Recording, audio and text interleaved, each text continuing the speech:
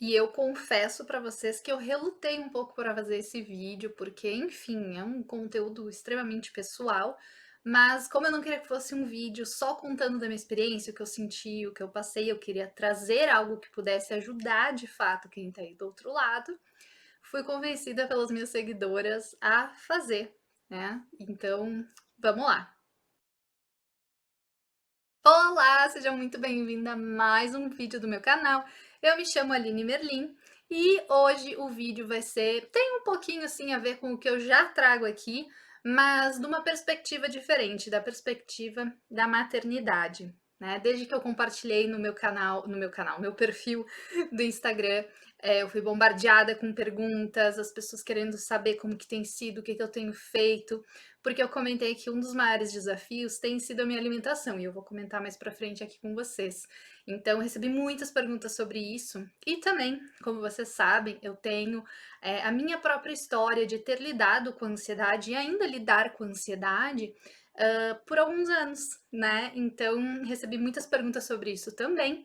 E nesse vídeo, como eu não queria que fosse um vídeo só, aconteceu isso comigo, isso e aquilo, aquele, não queria que fosse tipo um vlog, eu queria realmente poder trazer informações que fossem úteis para quem está aí desse outro lado, passando por esse momento também, ou se preparando para passar por esse momento, ou ainda só as curiosas de plantão que têm curiosidade em saber como que é e como agir lá na frente quando decidirem ter filho também, se assim decidirem fazer. Né? Então, aqui eu vou explicar para vocês um pouquinho de como eu descobri que eu estava grávida, o que eu estava sentindo, os sintomas do primeiro trimestre e é um vídeo sobre a recapitulação de como foi meu primeiro trimestre. Eu já estou mais próxima do terceiro trimestre, então, como vocês podem ver, eu já estou com uma barriguinha, uma pancinha bem avantajada. E, gente, o tempo passa muito rápido, né? Quando a gente piscar, o bebê já vai estar aqui desse outro lado, aqui no mundo de fora. E apesar de que o primeiro trimestre parece que não passou tão rápido assim, não, né? Mas pensando agora, parando para pensar, quando eu sentei para anotar os tópicos que eu inclusive trouxe aqui anotado para não me perder, eu pensei, caramba, na hora que eu tava passando por isso, não parecia estar passando rápido, mas passou muito rápido. E agora pensando que eu já tô aí com o pé no terceiro trimestre, meu Deus, passa rápido demais.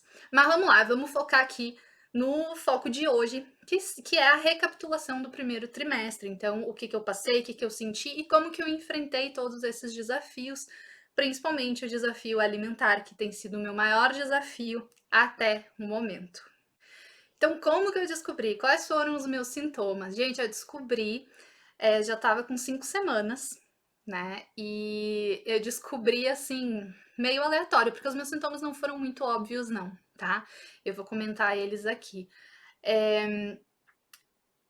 Eu estava pra ter o meu período, então, na minha cabeça eu estava na minha TPM, né, e os meus peitos, gente, te contasse uma sensibilidade, mas uma sensibilidade que até o sutiã incomodava, sabe? Qualquer coisa que encostava, se eu fizesse assim, ó, pá, de levinho, já incomodava.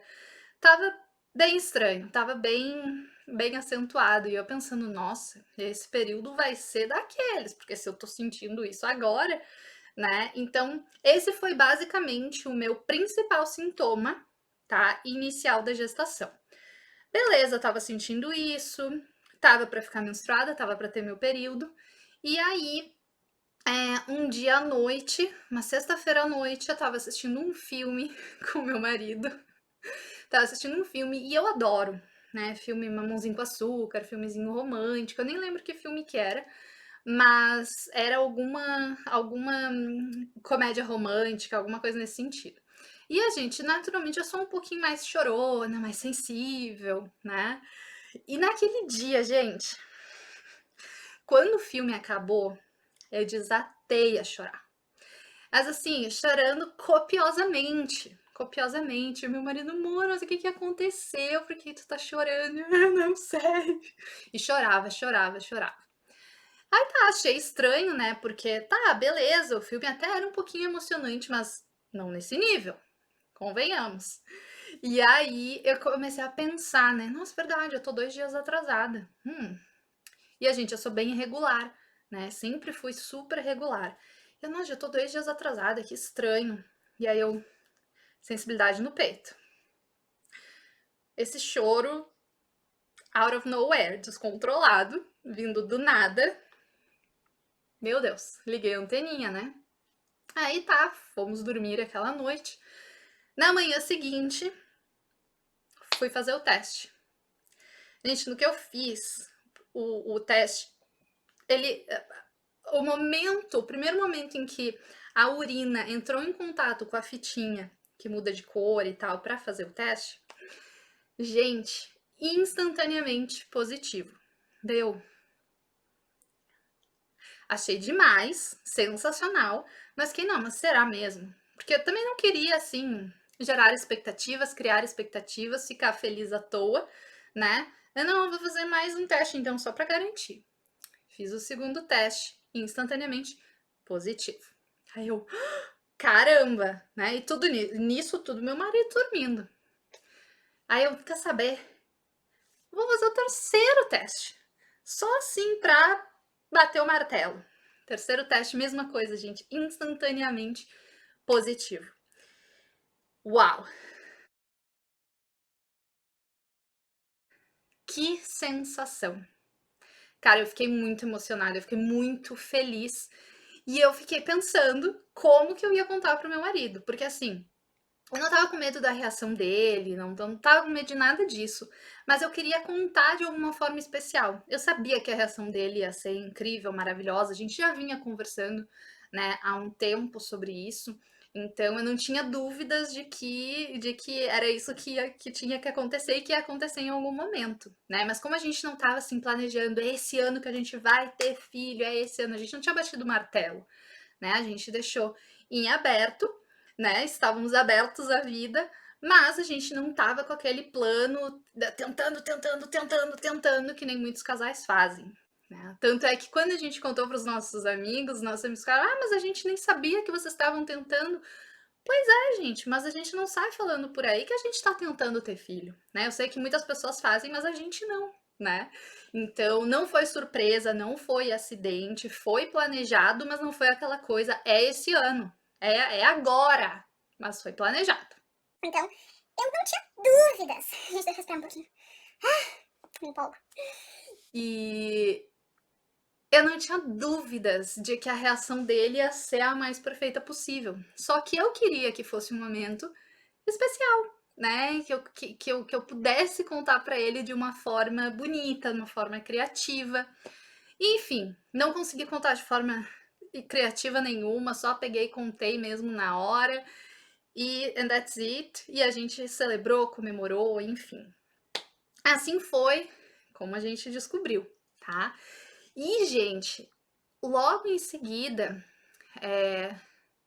acho que eu tava com 6, na semana seguinte, eu acho.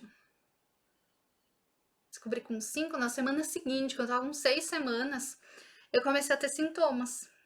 Comecei a ter enjoos, e assim, aqueles enjoos que não é só de manhã, é o dia inteiro de enjoo. Então foi bem punk.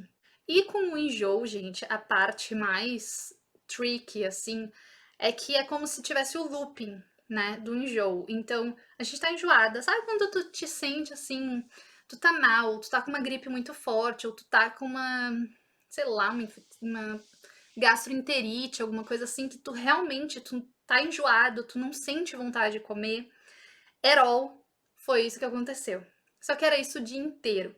E aí o que acontece? O looping do enjoo é: tu tá enjoada, tu não quer comer, tu não come, fica de estômago vazio, o enjoo piora, vai lá na 10ª potência e a gente fica nesse ciclo, né? Então comecei a, não, vamos lá, eu preciso respirar.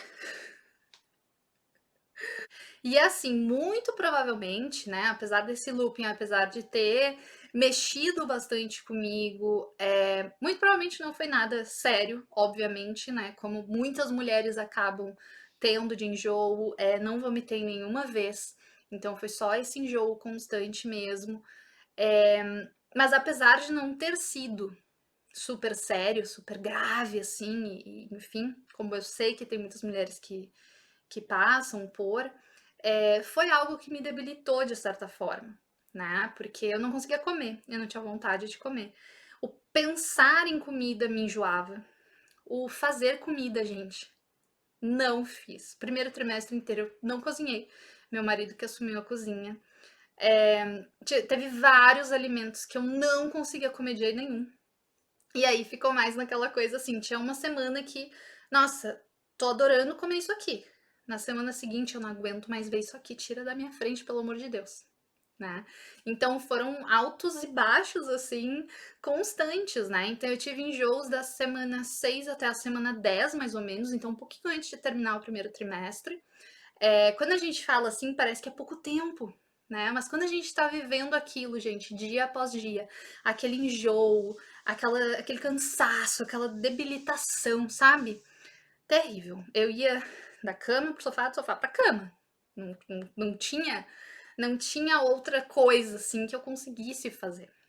Então foi bem debilitante, assim, mas eu sei também, tenho consciência de que não foi tão grave quanto poderia ser, quanto muitas mulheres passam. Então, coisas assim que eu não conseguia comer de jeito nenhum. Gente, ovo. Ovo, eu amo ovo, né? Como ovo todo dia no café da manhã. Comia antes da gravidez. Comia ovo todo dia da manhã. Não conseguia nem pensar, gente. Quando meu marido ia fazer o café da manhã dele, eu tinha que ir pra sacada, pra nossa balcony, pra pegar um ar e não sentir o cheiro do ovo, porque eu não conseguia. Me nauseava demais. Qualquer comida muito temperada me nauseava demais. Qualquer cheiro muito forte me nauseava demais. Desodorante ou perfume das pessoas, nossa senhora, me nauseava demais, demais. Só de lembrar eu já fico, socorro. Outras coisas que eu não conseguia comer, banana, porque eu achava muito doce, moranga, batata doce, tudo que fosse fruta ou alimento que fosse mais docinho, eu não conseguia comer de jeito nenhum, me nauseava, não dava vontade. Carne, frango, eu meio que intercalava, tinha semanas que eu só conseguia comer frango, tinha semanas que eu queria ver frango na minha frente. Sempre que meu marido ia cozinhar, eu tinha que sair de perto, a gente tinha que abrir a casa, assim. Então, os enjoos foram bem fortes comparados ao normal, ao natural. Café, eu também não conseguia sentir cheiro. Se a gente saísse, passasse perto de alguma cafeteria, nossa, eu não conseguia sentir aquele cheiro, não conseguia de jeito nenhum. Café com leite, então, meu Deus do céu, longe de mim, não conseguia. Era muito bizarro, gente. Era aquela coisa assim, ó, só de tu pensar na comida já. E às vezes a gente tava planejando o cardápio, planejando o que a gente ia comprar no supermercado, e aí meu marido falava alguma coisa e eu, nossa, não me fala nisso. Já dava aquele embrulho no estômago, sabe? Nossa. E aí, com tudo isso, obviamente, vocês podem imaginar que a alimentação ficou um pouco capenga, tá? Eu não vou dizer que eu me alimentei muito mal, porque eu também não me alimentei muito mal, mas eu tive que me alimentar ali dentro do que era possível, dentro do que eu estava tolerando, que não era muita coisa, né? Então, coisas que eu conseguia comer: arroz, massa, mas tudo bem plain, gente, tudo bem, assim, sabor assim mesmo, sabe? Porque se tivesse qualquer sabor mais forte, esquece, não dava, tá? Então, arroz, massa, batata normal, batata branca, que mais? Bolacha água e sal, assim, bolacha sem sabor nenhum. Aqueles crispy bread que tem aqui, que a gente no Brasil deve ter também. Conseguia comer. Às vezes eu passava uma manteiguinha ou no máximo um avocado, né? Queijo. Nossa senhora, gente. Vivi de queijo quase. Queijo eu tolerava muito bem. Queijo, iogurte, então assim, laticínios em geral eu tolerava super bem. Frutas cítricas principalmente, o que acabei dando sorte aí, porque foi bem no período do inverno, né? Então tava bem na época das frutas cítricas, laranja, bergamota. Nossa, gente, bergamota, sério, foi minha salvação. Porque também, com os enjoos, quanto mais tempo a gente fica de estômago vazio, pior. Então, basicamente, eu comia a cada 1 hora e meia no máximo. Eu tinha que beliscar alguma coisa. O que, por si só, já foi mais um desafio alimentar para mim, né? Porque eu tenho o hábito já de muitos anos de fazer só as refeições principais. Então, ficar comendo a cada 1 hora e meia, foi uma coisa. Foi punk. Foi punk, não vou mentir pra vocês, não. É, mas era o que tinha que ser feito, era como eu acabava me sentindo melhor e era um jeito de colocar nutrientes pra dentro, né. Então, a bergamota me ajudou demais, demais, principalmente quando eu tinha que sair, fazer alguma coisa, eu levava um monte de bergamota na bolsinha e ia comendo, porque senão não aguentava, né.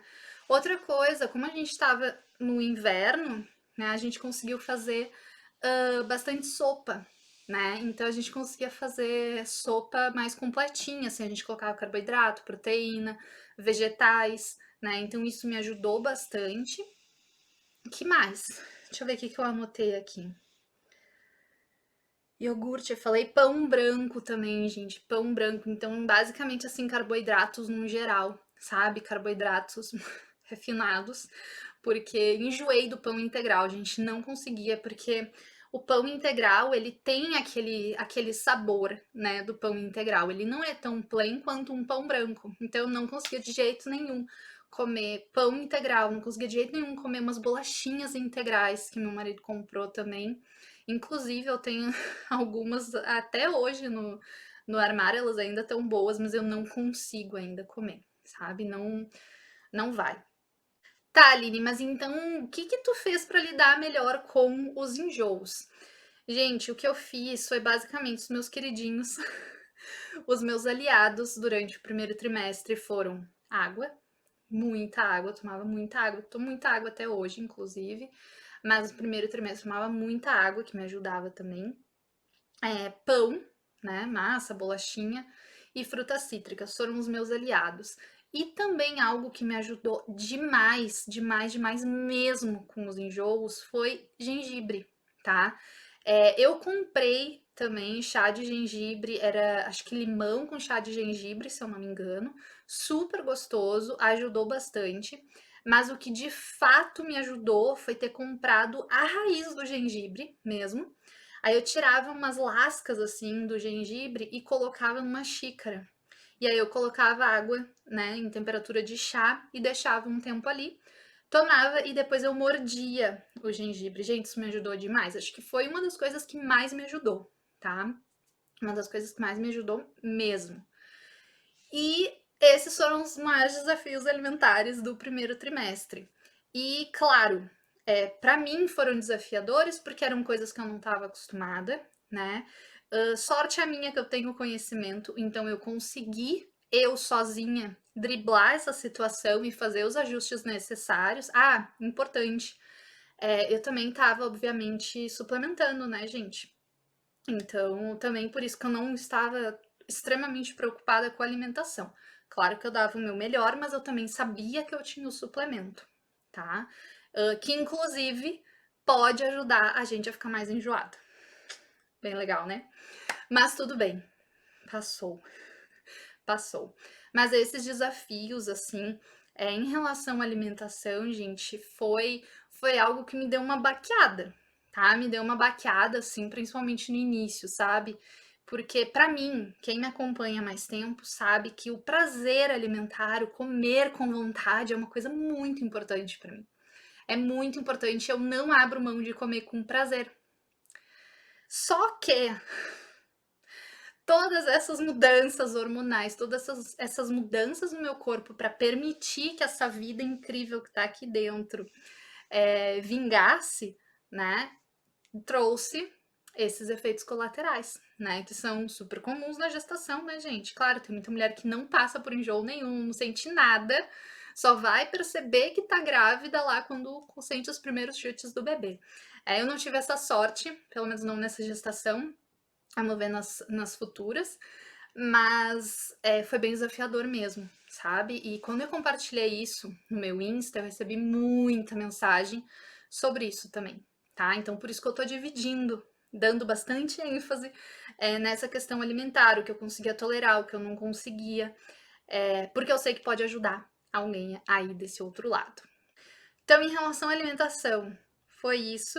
Ela foi e segue sendo um dos principais desafios, pelo menos até o momento, assim. Mas isso eu vou compartilhar com vocês no vídeo do segundo trimestre, né?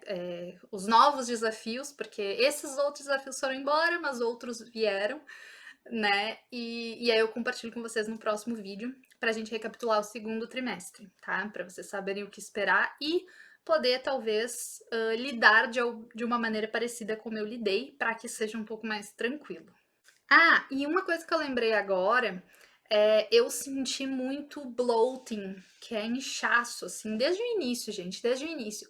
Pra vocês terem noção, na minha acho que desde a semana 6 que eu comecei a sentir já a barriga mais inchada, sabe? Os jeans já não fechavam mais direitinho, começava a ficar apertado.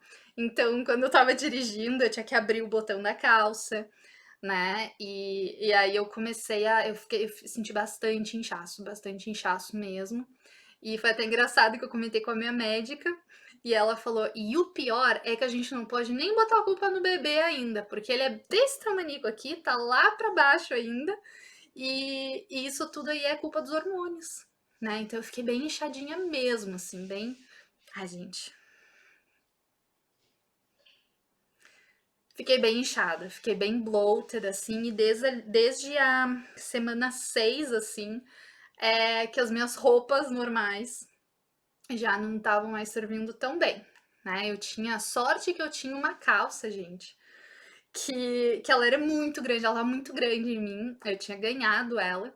Ela é daquele estilo mais boyfriend, assim, então ela é bem largona, mas ela já tava, eu já conseguia tirar e colocar ela sem desfazer o botão e abrir o fecho, entendeu? Pra vocês terem noção.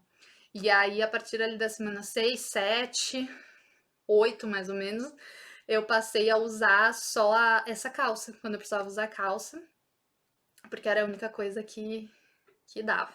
Outro sintoma, gente, o cansaço.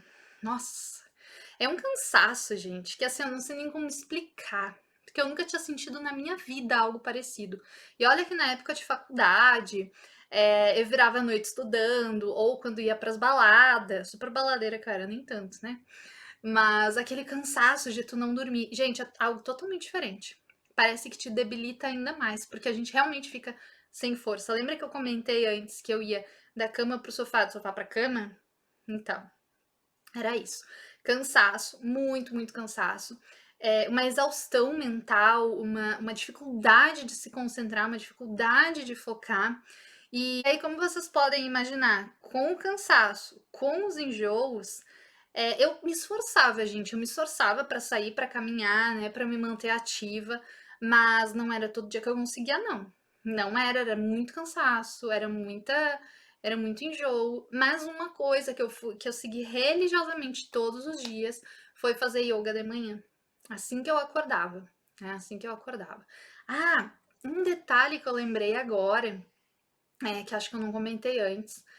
Uma coisa que me ajudou demais, demais, demais, foi ter sempre algumas bolachinhas, tipo bolacha água e sal, do lado da cama, tá? Do lado da cama. Tinha uma garrafa de água também, tinha um balde, just in case. E me ajudava muito. Então, todo dia de manhã, quando eu acordava, a primeira coisa que eu fazia era pegar a bolacha e eu comia umas 2, 3 bolachinhas antes de levantar. Isso me ajudou demais, tá? Demais. Fica uma dica extra aí pra vocês.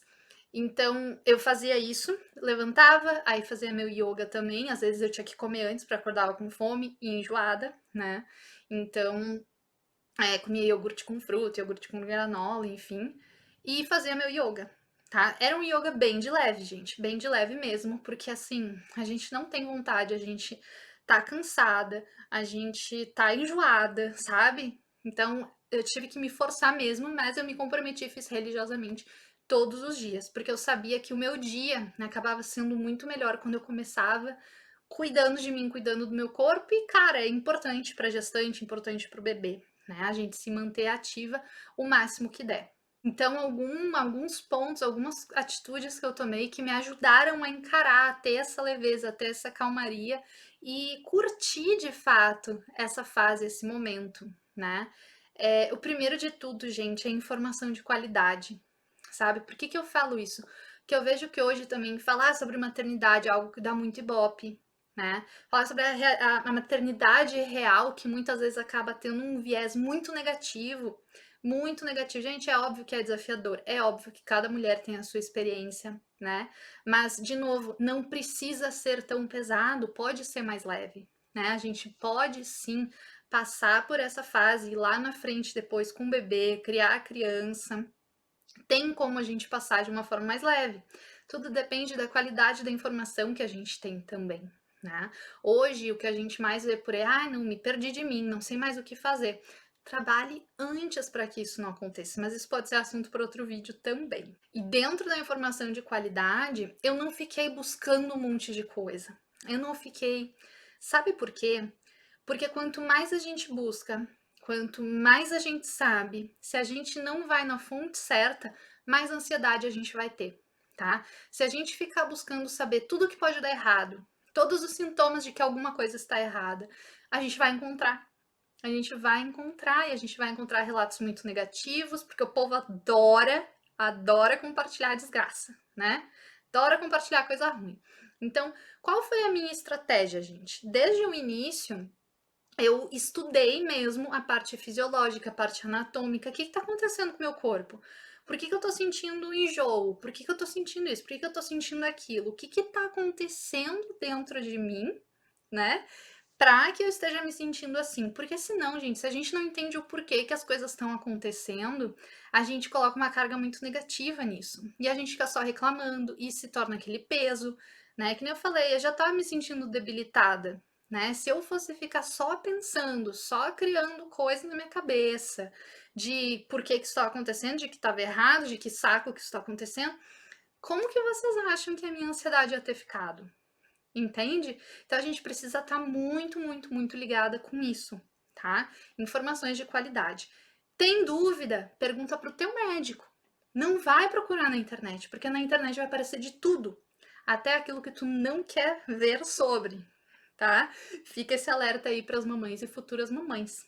Então, além de buscar por informação de qualidade, de entender o que estava acontecendo no meu corpo, por que estava acontecendo, né? Eu também trabalhei muito o mindfulness, que eu já falo bastante no meu Instagram, que eu já trouxe em alguns vídeos aqui no canal também, que é trazer essa consciência, essa presença para o momento, né? A gente identificar quando o pensamento está nos levando longe, está nos levando numa direção que a gente não quer seguir e o quanto isso é importante para a gente se manter no momento, né? Muitas vezes, principalmente a cabeça do ansioso, a gente está sempre criando cenários catastróficos, né? Catastróficos, porque na cabeça do ansioso as coisas, a gente pensa em todas as possibilidades que podem dar errado, né? Por isso que a gente fica mais e mais e mais ansioso e a gente não consegue quebrar esse ciclo. Então, trazer para a realidade, lembrar que o que está acontecendo, a vida, né? A vida, a realidade aqui fora é o que está acontecendo aqui, é o que está acontecendo aqui fora, não o que está acontecendo na minha cabeça, né? Então, parar de focar um pouco no e se? E se isso? E se aquilo? E nananã, e nananã. Porque isso, gente, só vai aumentar o nosso grau de ansiedade. E para mim, pelo menos, isso não vale a pena, né? Para mim, para o meu bebê, isso não é válido. Então, o que que eu fiz? Informação de qualidade, me mantendo presente no momento, né? Quando vinha algum pensamento ansioso, eu identificava e, ó, cortava esse pensamento, né? Lembra que o que está acontecendo é o que está acontecendo aqui fora, não na nossa mente. Por que isso? Porque a gente sofre muito mais com todas as situações que a gente cria na nossa mente do que com a realidade em si, a realidade das coisas que de fato estão acontecendo, né? Então, isso inclusive, né, para quem não tá grávida, né, ainda, essa é uma dica, assim, sensacional, gente, eu passo em todas as minhas consultas também, eu passo isso, mesmo, atendendo como nutricionista ainda, né? Mas eu já passo muito essa questão do mindfulness, né? Do mindful eating, da gente se conectar, da gente estar aqui presente, a gente sair um pouco da nossa cabeça e entrar mais no momento que a gente está vivendo, certo? Outra coisa que me ajudou demais, demais, demais também com a ansiedade, foi a decisão que a gente tomou de contar para as nossas famílias antes das 12 semanas chegarem, né, antes da gente completar 12 semanas. Por que que eu falo isso, gente? Eu sei que muita gente prefere, né, tem a superstição e tal das 12 semanas e pá-pá-pá, quando termina o primeiro trimestre, de contar para todo mundo, mas pra gente, a gente conversou bastante sobre isso e pra gente fazia muito sentido contar pra nossa família, por vários motivos, né, mas dentre eles também, pra gente poder conversar sobre, né, pra gente poder conversar sobre, pra essa vida que já estava aqui ser celebrada, receber amor, né, dos outros também, não só nosso, que a gente já estava enchendo de amor desde que a gente descobriu, né, mas assim, pra receber, né, para receber, para essa vida ser celebrada independente do que pudesse vir a acontecer.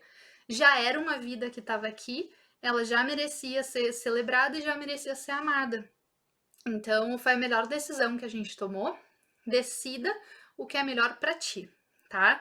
Eu sempre falo isso. A minha experiência foi essa, foi a decisão mais acertada que a gente tomou, porque ajuda muito a gente ter alguém para contar. Nem que seja para falar, nossa, hoje eu tô com um enjoo. Nossa, hoje ajuda. Ajuda também com a ansiedade, né? Ajuda até mesmo na expectativa das 12 semanas, porque não fica aquele segredo, aquela coisa, sabe? Que eu acho que as pessoas acabam ficando muito mais ansiosas se ficam esperando, né? As 12 semanas, porque se eu contar antes e se der errado e nananã. Cada um é cada um, tá? Na minha experiência, foi muito melhor ter contado antes das 12 semanas. Porém, a gente só contou para os nossos pais, para o meu irmão e para minha avó. Eram as únicas pessoas que sabiam antes das 12 semanas, além da gente, claro, né? Porque, gente, a nossa família, né? Era a nossa família, são as pessoas que mais nos querem bem, são as pessoas que mais nos amam no mundo. E eles também mereciam saber, né? Então, num geral, foi a decisão, uma das decisões mais acertadas que a gente tomou foi ter compartilhado com eles, tá?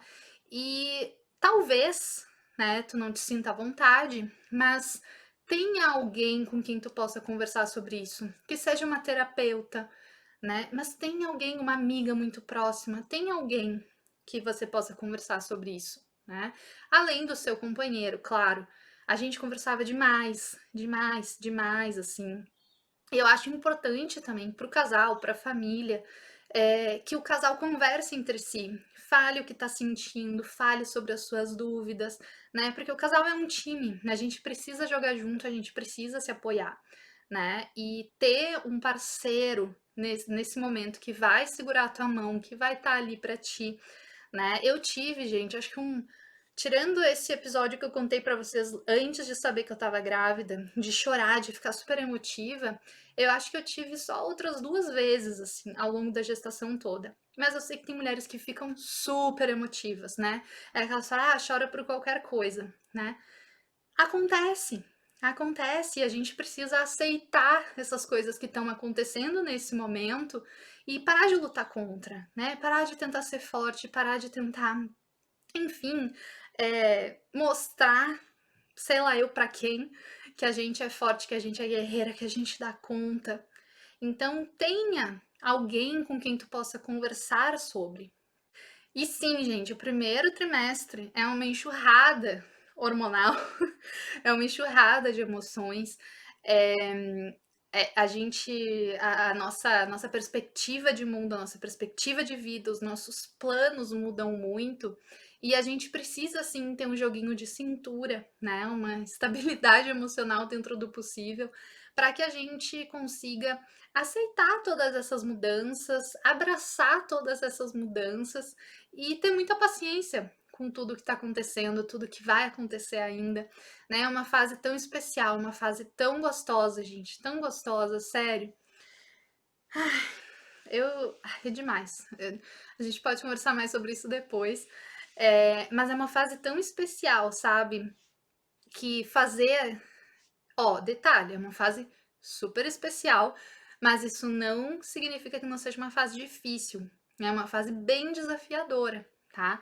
Mas não é porque é desafiadora que a gente precisa sofrer, que precisa ser tortura, que a gente precisa, carregar um peso nela, né. Eu sei, de novo, reforço, cada mulher tem a sua experiência, mas se a gente consegue se preparar, se a gente consegue tomar algumas atitudes ao longo do caminho, ao longo desse processo, tudo acaba ficando mais leve pra gente, para o bebê, para o nosso parceiro, pra nossa família, né, mas principalmente pra gente, né, principalmente emocionalmente. A gente precisa estar bem, né, a gente precisa estar bem para se sentir bem.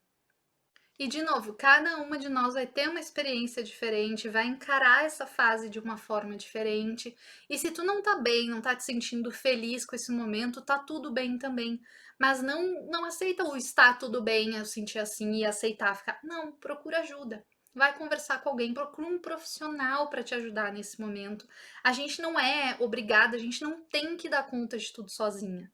Tá? A gente não tem. E quanto mais a gente conversa sobre, mais a gente consegue elaborar essas coisas e mais a gente consegue ter paz na nossa vida, ter leveza e ter qualidade de vida e de fato aproveitar cada processo, não só o processo gestacional, mas os processos da nossa vida. Né? Então, tem alguém com quem você pode conversar sobre todas essas mudanças, sobre todos esses ajustes, todas essas perspectivas, planos, objetivos, né?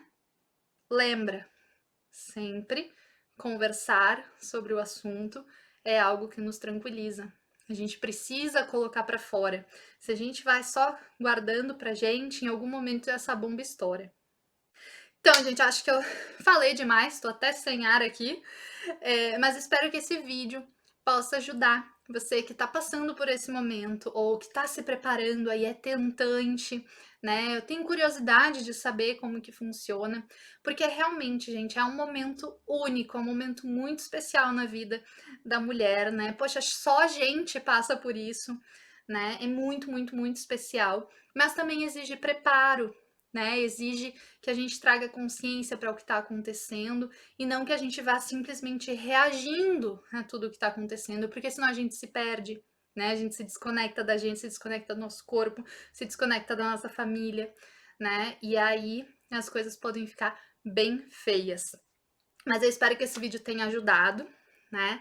É um vídeo que eu pensei, claro, de acordo com as perguntas que eu fui recebendo, mas também, mais do que isso, é um vídeo com informações que eu gostaria de ter visto, né? De ter ouvido alguém falar lá no início, quando eu estava nessa fase do primeiro trimestre.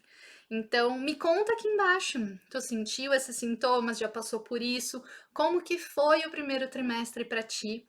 E a gente se encontra no nosso próximo vídeo. Tchau, tchau!